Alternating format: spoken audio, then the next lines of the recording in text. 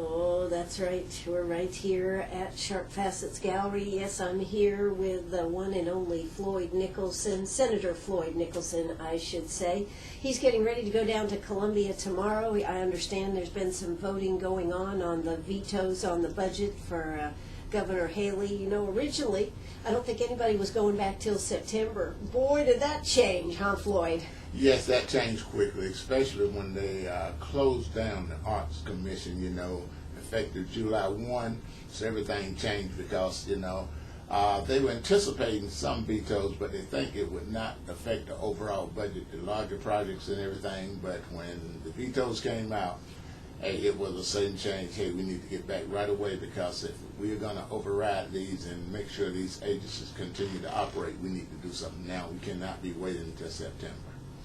So, Floyd, were you surprised over any of the vetoes that the governor came up with? I was really surprised when she cut the $10 million out for the pay raise for teachers and the closing of the Arts Commission, just shutting that department down totally. And also locally, when she vetoed the $2 million, you know, for the Genetics Center. Now, I understand that the $10 million has been overrode down there with the House today. Is that correct? Yes, I've heard that. Right before I came over here, I talked to the assistant in my office and said the House had overridden that one, and the Arts Commission also. They had not gotten to the one with the Genetics Center. And you know the way it operates now, the vetoes go to the House first. If they sustain it, that's it. We don't even get a chance to vote on those issues and everything. We only get to vote on the ones that the House override, you know. So if they sustain some of her vetoes, that's it. Okay, so they've actually got the final word. They got the final word first. That's right, you know, so. Okay, but they actually said that they wanted, that they would overturn her veto on the $10 million for the teachers? Yes. Mm-hmm. And the same thing for the Arts Commission? Right, I know those two, and those were, I think, two of the top priorities, you know, that a lot of people throughout the entire state were concerned about.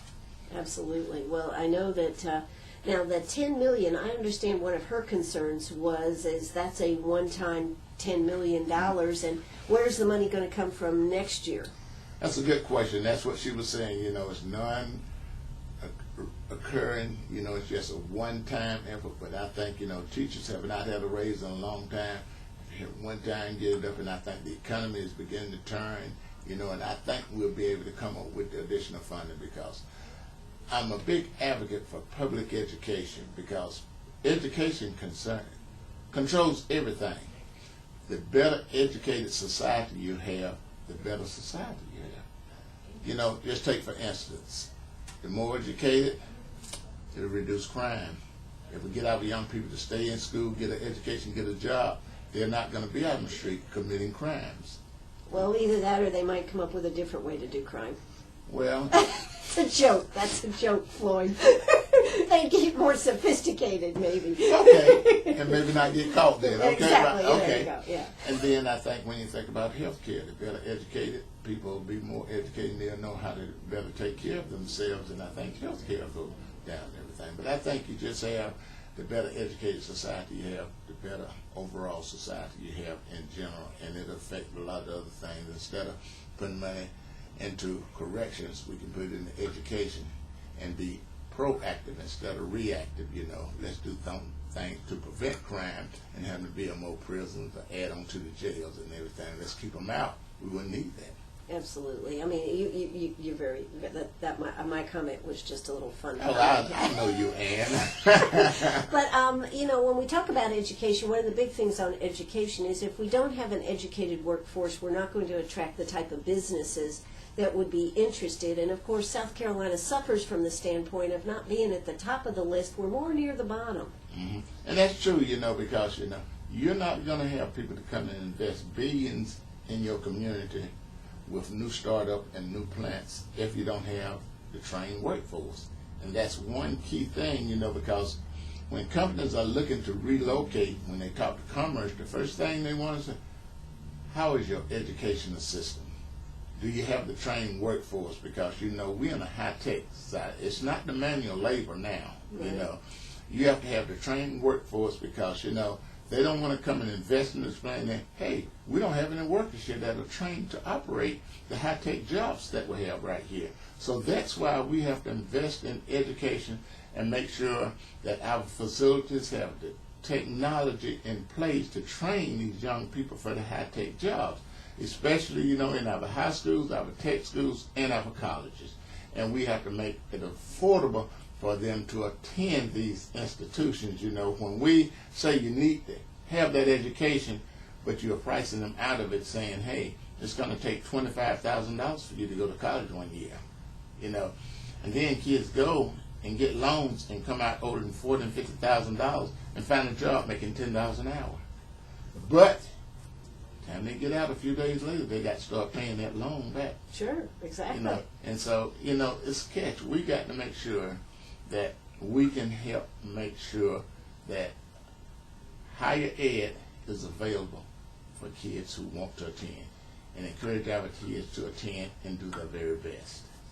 So what is the answer, since school is, and of course I think Clemson, Carolina, I mean, they're all having tuition increases. I mean, even Lander had one, although albeit a smaller one, but still they're having bigger increases. It just keeps getting more expensive. And the reason why, because, you know, years ago, I think the state used to provide like 50 or 55% of the funding for higher ed. Now they provide about 12 or 14%. Sure. So that difference, where does it come? They have to increase the fees for the students, you know. So what's the answer on that one, so that we can make education affordable and yet have our higher education survive and prosper? We have to bite the bullet and start funding it.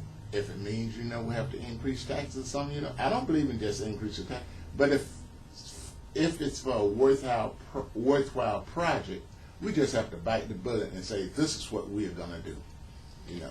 Well, you know, that brings up, you brought up the taxes. You know, how did y'all do on reforming the tax code this year, Floyd? Let's discuss that a little bit, Floyd.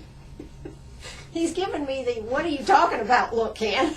Well, you know, what we did, you know, the Tax Realignment Committee, they did that study. And they did a study. Yeah. Good, yes. And it's on the shelf. And it's on the shelf. So I do believe I saw where somebody on the committee has decided that next year y'all need to start earlier working on this. I don't remember whether it was in the Senate or in the House, but you know that down there in Columbia y'all should start earlier working on this. So you what a concept. So we should go in December instead of January, so we start. No, they actually should start addressing this maybe in January. I know, that's what I was just throwing the joke back at you. Yeah, but I mean, this is the problem. That was the thing, you know. We did this study, and they came up with some great recommendations, and we should really take a look at those recommendations and see what we can do to alleviate some of those problems, you know, some of those tax breaks, so that we can generate additional revenue to fund the programs that need to be funded by our state. Sure, and you know, it's like the you know, the unemployment. They've gone up on the figures on that. Yeah, they've changed that. You know, that needed to be restructured years ago, and everything has changed. But down the road, it's going to level out, and everybody see changes and everything. Because sure. We made some changes with the workforce, you know, that needed to be implemented. Absolutely. I mean, my point was that they actually did go in and they do that, and that's what we need to do with some of the other. Okay, so we're waiting for what? Another session or another new group coming in or what? Well, yeah, it'll have to be another session because this one is over, you know, and everything. And I think, you know, election year. Yes. So I think that's why a lot of things, you know, in election year, same thing. So the same thing that we have going on up there in Congress and the Senate, up there in the federal government, without them doing the same type of thing. That it's because it's an election year, they're not going ahead with some of the things they should do up in Congress. Oh, really? Yeah, really. In this election year? Yeah, this election year, Floyd. So now you're telling me we have some of the same type of situation in Columbia. In a certain aspect, yes. Yeah. Mm-hmm. How do you feel about that? Just truthfully, how do you feel about the fact of being there and putting your all into something and having things just really pulled back because it is an election year? Yeah, no, it really is very frustrating at times because I think, you know, you should be there to serve the people. And if you make the right decision and do the right thing, you don't worry about re-election. You know, I'm going to do this because it's re-election. I've always figured, I'm going to vote my conviction, and do what's right, election year or not. It shouldn't matter. It should matter. Just the decision I make is for the people. I'm here to represent the people, and I'm going to voice this. And if I don't like it, fine, and, proceed on. Right. Well, I agree with that. And just go on your record and everything, but everybody, oh, it's election time, I cannot do this, can't do that, And yet it's our state and our people that lose. Yes. In this. Yes. Mm-hmm.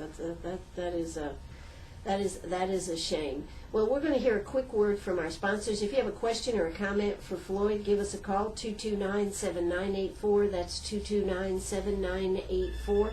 When we come back, we are going to talk some more about some of the vetoes, and we're also going to spend some time talking about the Genetics Center and what this means to us here locally, but also to the state and really to the world. So don't you go away. Give us a call, 229-7984. That's 229-7984.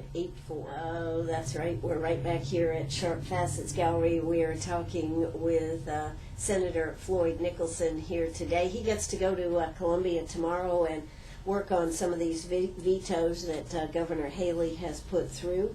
And of course, if the House overturns it, it's done. Is that right? No, it's the other way. If the House sustains it, it's done. Okay. So in the case of the $10.1 million to support teacher pay raises, you actually then will have to vote on it. Right. Okay. Anything that the House override, we'll get a chance to vote on it. But if the House sustains her veto, we don't get a chance to vote on it. It's done.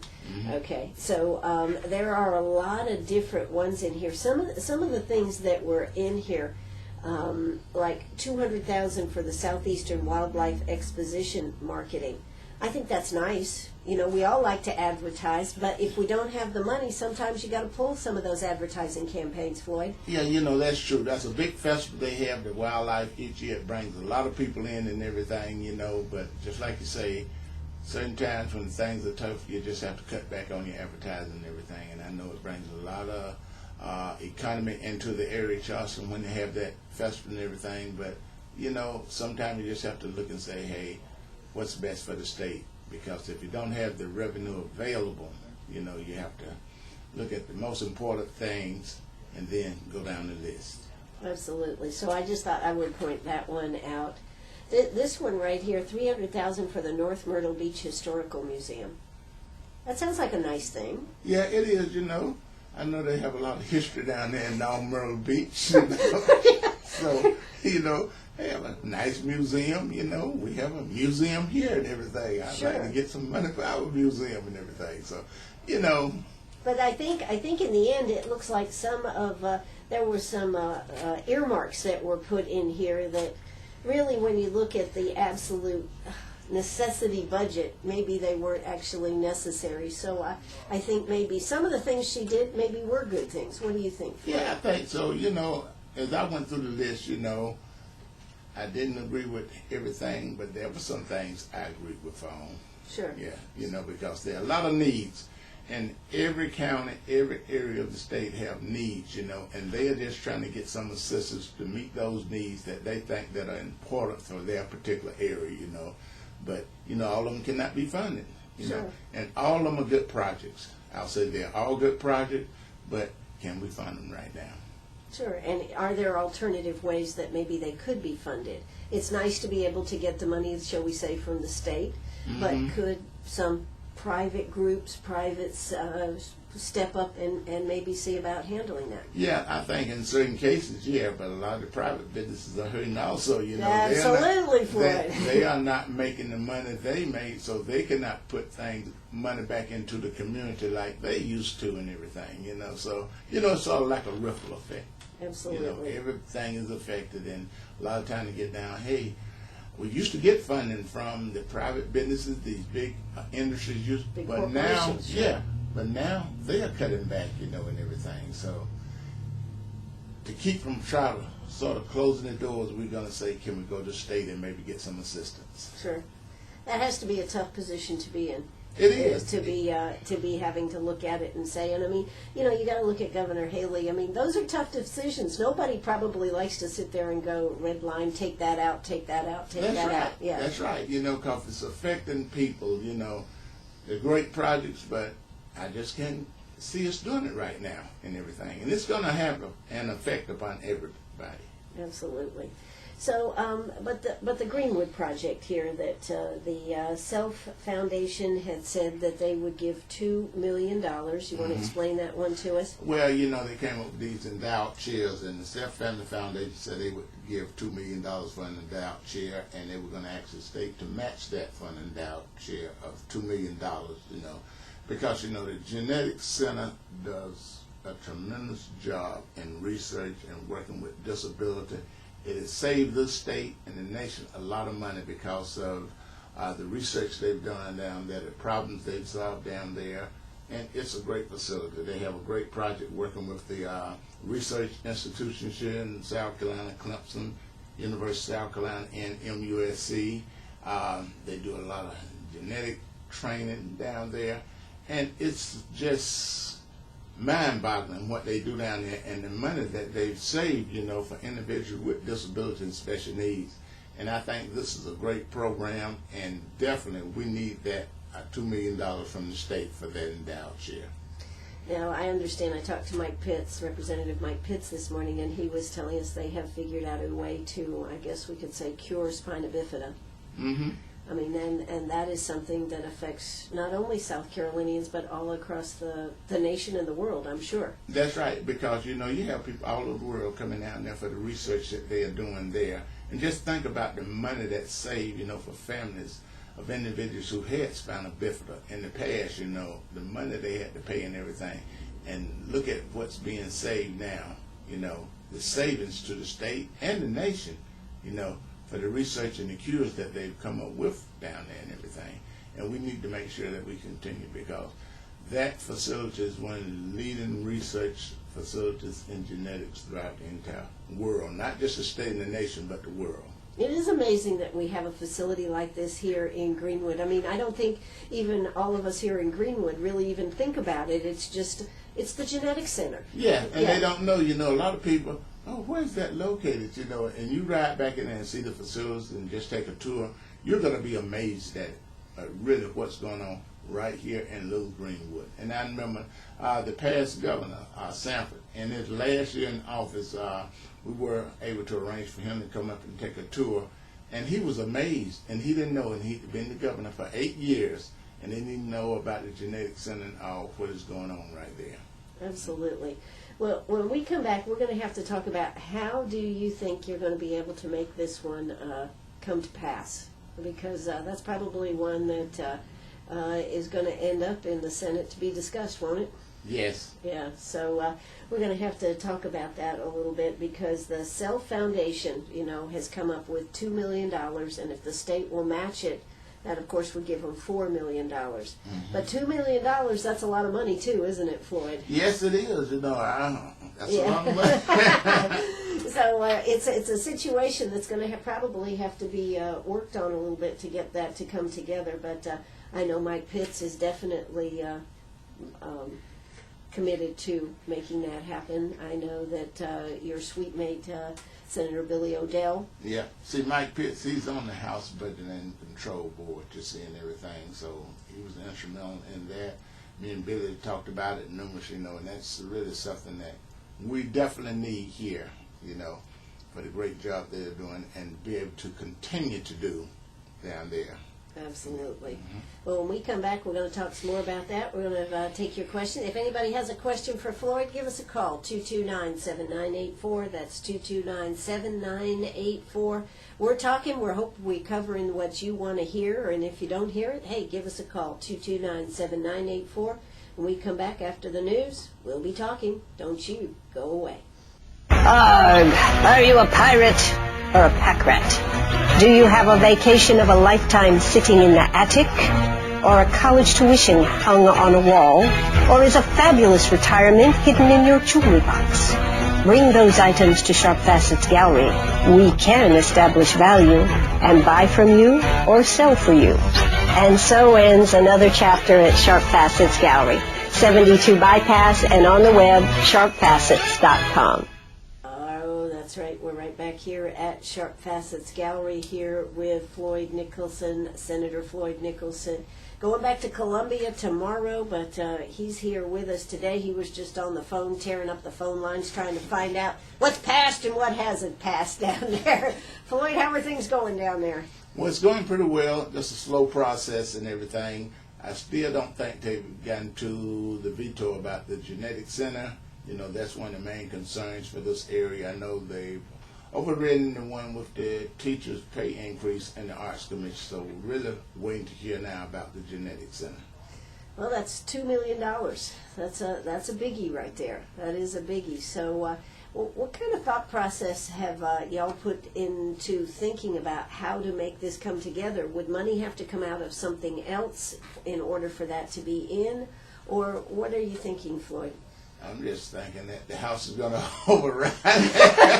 You're hoping the House does the dirty work. Is that what you're telling me? Yeah, because, you know, if it's not over, we cannot go back and deal with it this year and everything. You know, it'll have to be next year. So, you know, it's either do or die. Do or die. Now, here's another question for you. What if, let's say it did die?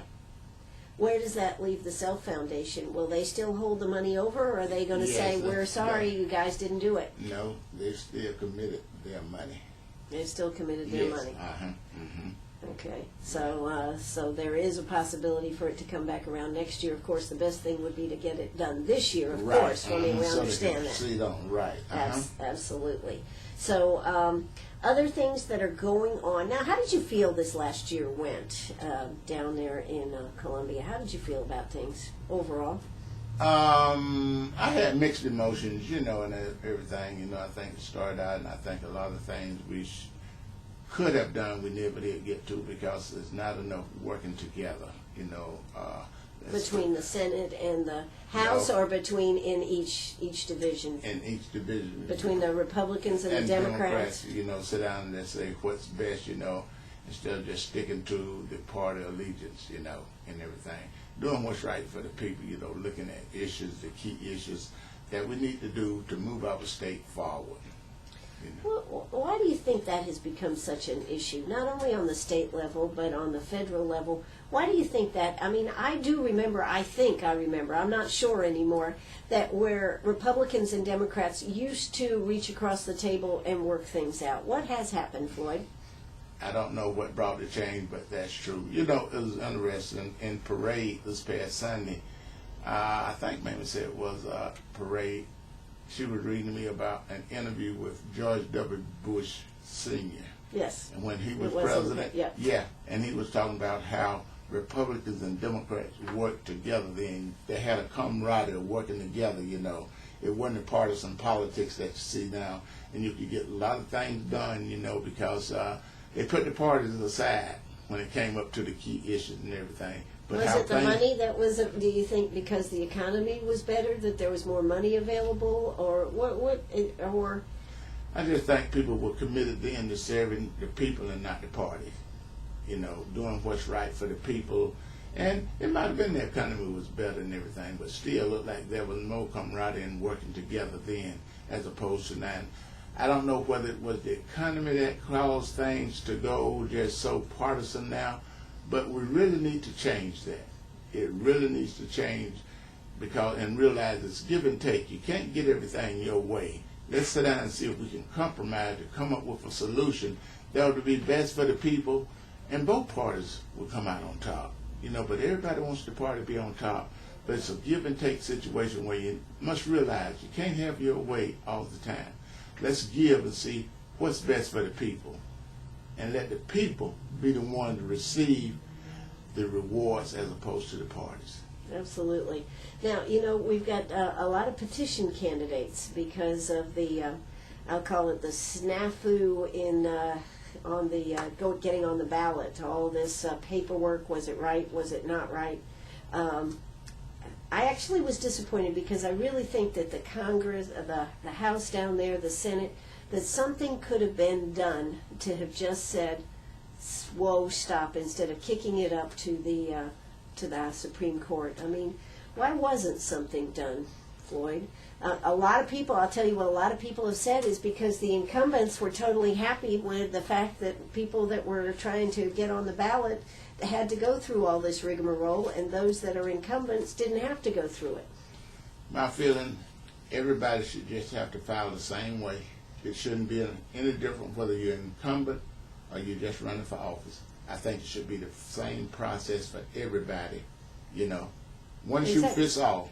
Well, I agree with you, but I do think that maybe something could have been done so that it didn't go all the way to the Supreme Court, and then we have in some counties, there's nobody on the ballot. Look at Clemson or Seneca up there. They didn't have any. Oconee, there you go. They had nobody on the ballot.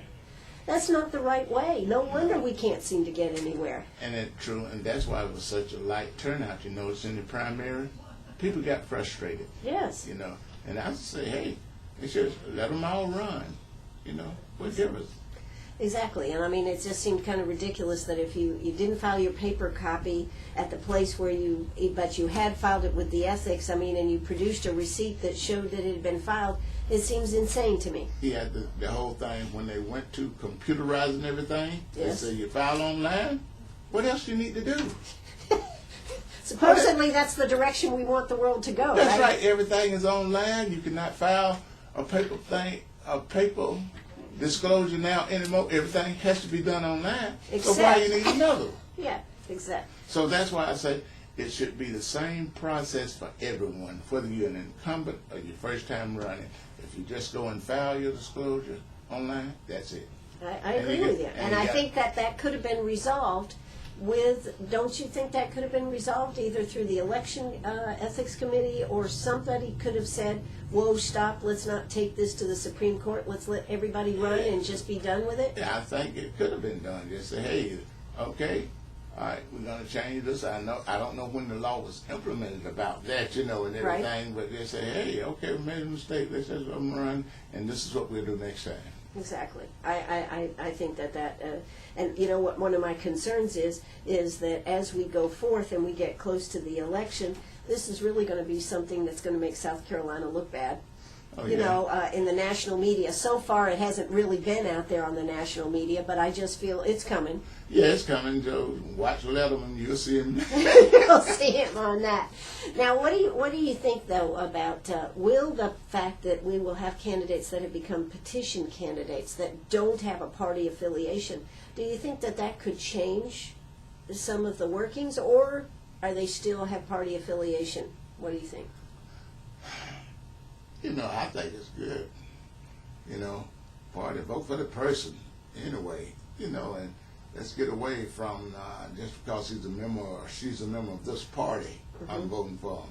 You know, I think it'd be better off just voting for the person, you know, I don't care what party. If this is a good person, I think he's going to serve the people, so let's go vote for him. But this whole petition thing, it really has been, you know, It's shortchanging the voters. That's who it is shortchanging. And that's why it was a very light turnout in the primaries.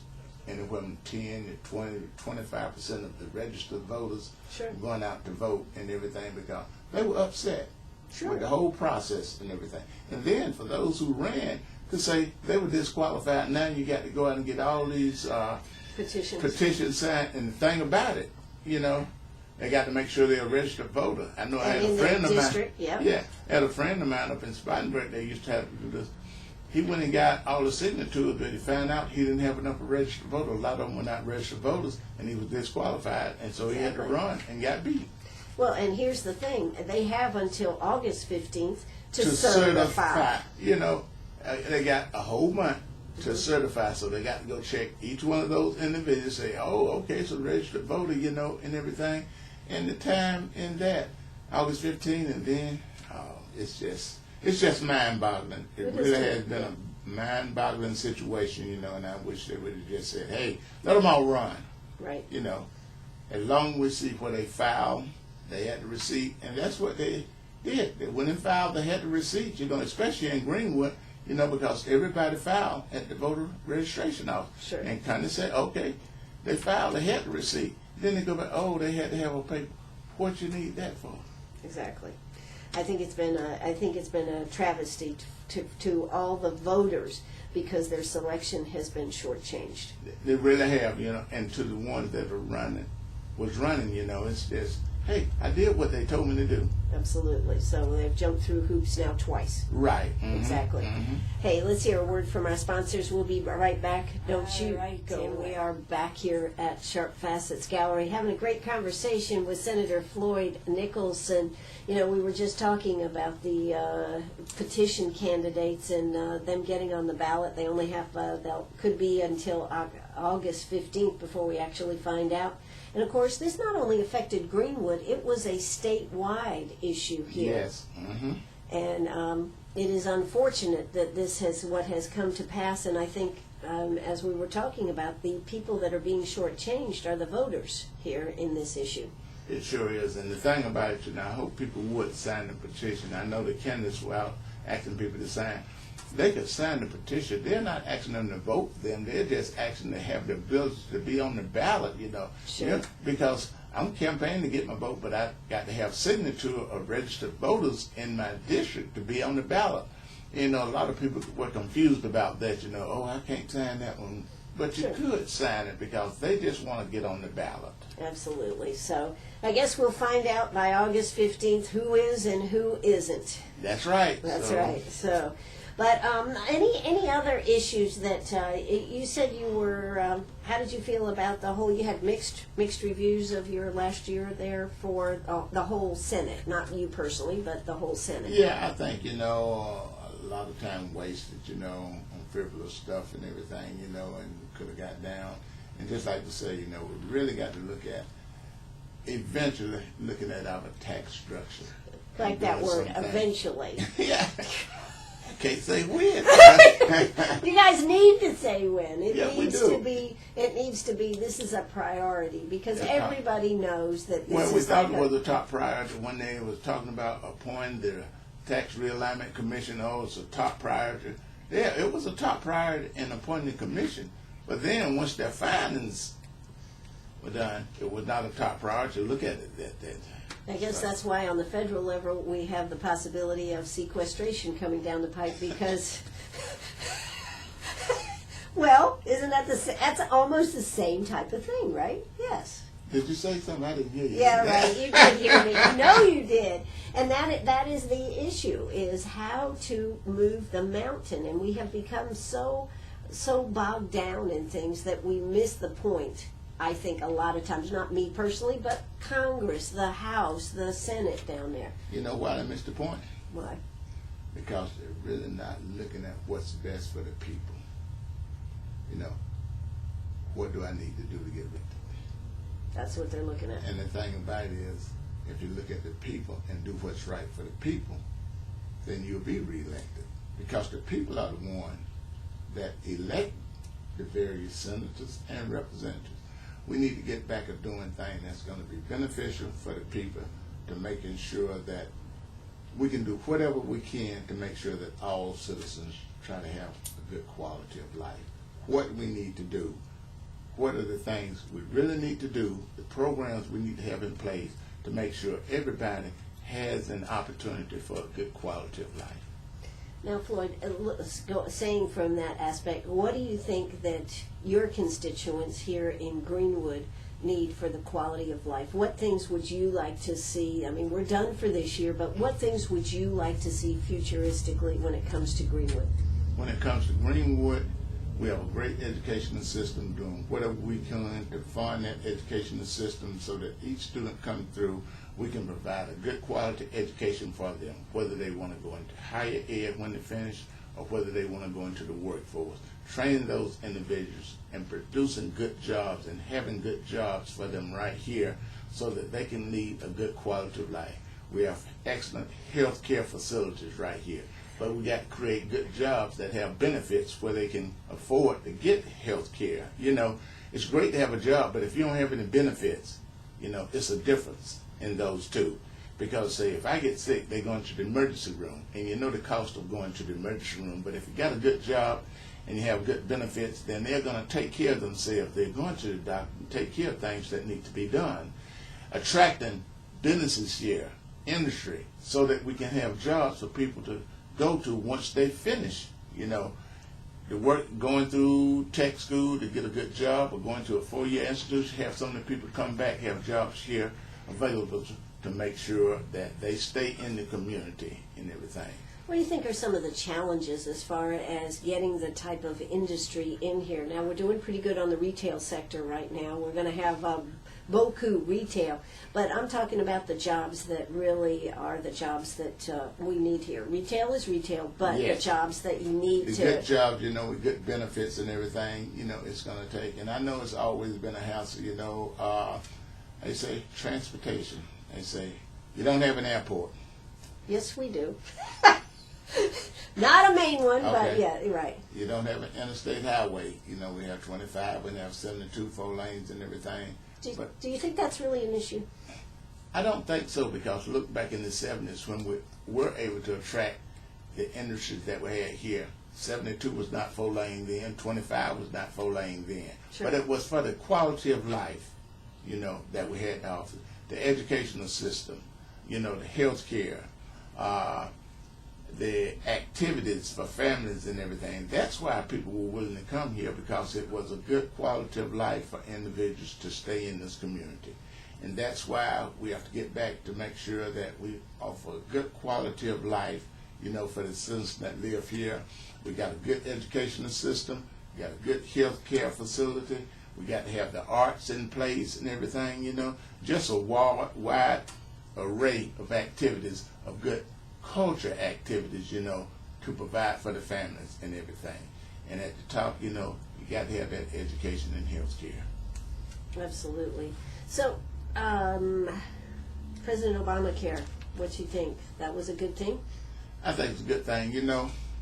I haven't read all the pages. There's 2,700 now. Come on now, Floyd. I'm down at 2692. So. You're almost finished then. It's a lot of, I think there's some good things in there, and I think there's some flaws, but nobody really understands. But everybody needs health care, and I think it's a good step in the right direction, because people don't, Medicare being here all the time, right? Right. Is that a federal program? I'm not sure. Is it? I think so. Yeah, Okay. it is. Yeah, it's a Okay. federal program. Now, what about the expanded issue for the states and everything with Medicaid? I went out to Wesley Commons a few weeks ago and had lunch out there, and they were talking about in the Medicaid program, if they got beds available now, the state will only pay for a certain number of beds.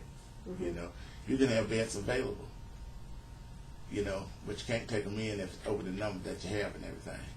And I don't think that's fair, because you know why? They're balancing the budget on the back of the poor. Who are the ones usually get the Medicaid? The poor, right? And they need to use these beds, but they cannot let them in because it's over the number that we're going to fund. So really the budget's being balanced on the back of the poor. Interesting. It is. So, and I think, Medicaid, and I think of these senior citizens, a lot of the poor, what they've contributed in building our state and our nation, coming up, and now you just want to shove them to the side, because 80 people are 80 some years of age, they didn't have education, but they worked hard. Sure. They Well, did we a lot have the of things. mills and we have Right, the, yeah, and they were. And now you say, oh, you don't have the funds, we're just going to shove this out. We got the beds, but we can't take you in. We're just going to put you to the side. Well, it's a lot of interesting issues on how they do, but under the expanded Medicaid, that's a one-time, and then the states have to be able to take it up, on. yeah. Those type of things are not good for states. You start out, okay, we're going to fund it right here, but now down the road, you got to take it over. Right. And that's true. Where are you going to generate the funds from? Always been just like the unfunded mandates, Right. whether they federal or state level. This is what you got to do, but there's no check with it. Right. We tell you what to do. Just like now in this budget that was passed at first from the House, they said there's a 2% raise in there for teachers, but we're not giving you the money. Now that was what was in the budget written from the House. They put a 2% raise in for teachers, but now you got to come up with the money. We're not giving you any money. It's an interesting philosophy, isn't it? Yeah, it is. You know, we tell you what to do, but you got to come up with, and that's just passing the buck on to the local. Right, exactly. You know, and that's not fair. If you're going to come up with something, you got to implement it. Well, you come up with the funding. You tell me I got to do it, well, you send the check to go along with it. Oh, well, there you go. We've now heard from Floyd Nicholson, Senator Floyd Nicholson, right here with you today. Floyd, thanks for taking the time and sitting down with us this afternoon. I know you're looking forward to going back down to Columbia tomorrow, aren't you? Oh, yes. You know, when I go to bed tonight, I will probably wake up every 30 minutes looking at the clock, seeing if it's time to get up and go. I'll be so excited, you know, and so, you know. Ah, well, you know, it's a job and somebody has to do it, right, Floyd? That's right, you know, and like I say, I'm down there to represent the people, and the decisions I make is for the people. It's not about me, you know, it's about the quality of life for the people here in the district I represent and the state, because we have to think about our state and the district, because wherever people are, we should be concerned about it. Absolutely. Thank you so much, Floyd, for coming by and seeing us this afternoon. Thank you, Ann, and it's always a pleasure to come by and be with you, and I just thank you for what you do here at the radio station and your business for Greenwood and the surrounding area. Thank you so much, Floyd. This is WCRS right here in Greenwood. I'm going to leave it with you. We got a little timeless cool coming your way, so don't you go away. Stay right with us. That's going to do it for us. This is WCRS. We'll join the news in progress.